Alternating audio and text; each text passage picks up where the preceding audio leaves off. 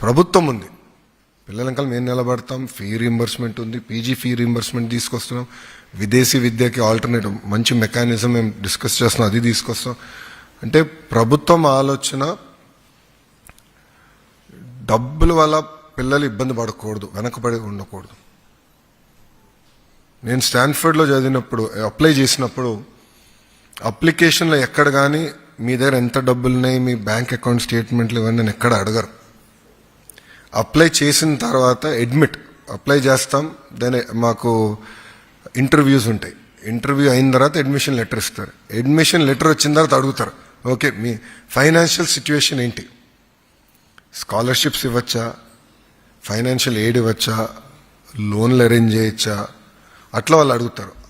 ఎట్లా మనం కూడా ప్రభుత్వంలో ఆ విధానం తీసుకురావాలి, డబ్బులు లేక పిల్లలు ఇబ్బంది పడకూడదు అనేదే ప్రభుత్వం లక్ష్యం. గడిచిన కొన్ని సంవత్సరాలు విద్య ఒక రకంగా నడిచినా మళ్ళీ దాన్ని ట్యూన్ చేసి సరైన దారులు పెట్టే బాధ్యత ప్రభుత్వం తీసుకుంది. తల్లిదండ్రులకి ఎలాంటి ఇబ్బంది లేకుండా చేయాలనేదే ప్రభుత్వం నిర్ణయం. దానికి మన ప్రభుత్వం కట్టుబడి ఉంది. ఇక్కడున్న పిల్లలు నేను కోరేది ఒకటి, మీరు ఈ స్థాయికి వచ్చారంటే తల్లిదండ్రుల త్యాగాలనే, అది మర్చిపోకూడదు. నంబర్ 1. రెండోది, చాలామంది అనుకోవచ్చు లోకేష్కి ఏముంది, చాలా తేలికైంది, తల్లిదండ్రుల డబ్బులనే, బాగా చదివిన వాళ్ళు చదువు తేలిగ్గా వస్తుంది అనుకోవచ్చు. కానీ మీరు చూస్తే నేను ఎప్పుడు గెలవని నియోజకవర్గంలో పోటీ చేశా, అంటే 40 సంవత్సరాల గెలవని నియోజకవర్గంలో పోటీ చేశా.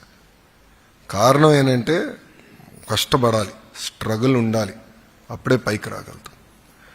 చాలామంది ఆశ్చర్యపోయారు, నేను విద్యాశాఖ మంత్రి అవ్వాలంటే చాలామంది ఆశ్చర్యపోయారు, చాలామంది వద్దని చెప్పారు. నాకు సంఘాలు ఉంటాయి, మీకు ఎందుకు ఈ గోల్ అంతా, మీరు మేనేజ్ చేయలేరు, పిల్లలు ఈ పేపర్స్ ఈ గోల్ ఎక్కువ ఉంటుంది మీకెందుకు, అందుకే నాకు కావాలి అని చెప్పారు.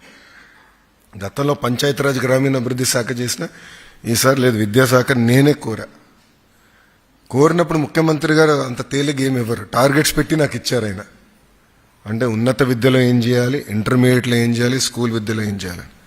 ఇది మీ అందరికి ఎందుకు చెప్తున్నానంటే, ఎవరో కెరియర్ తీసుకుంటున్నారు కనుక మనం కూడా అదే కెరియర్ తీసుకోవాల్సిన ఆలోచన ఉండకూడదు. ఆల్టర్నేటివ్ మనం ఆలోచించాలి.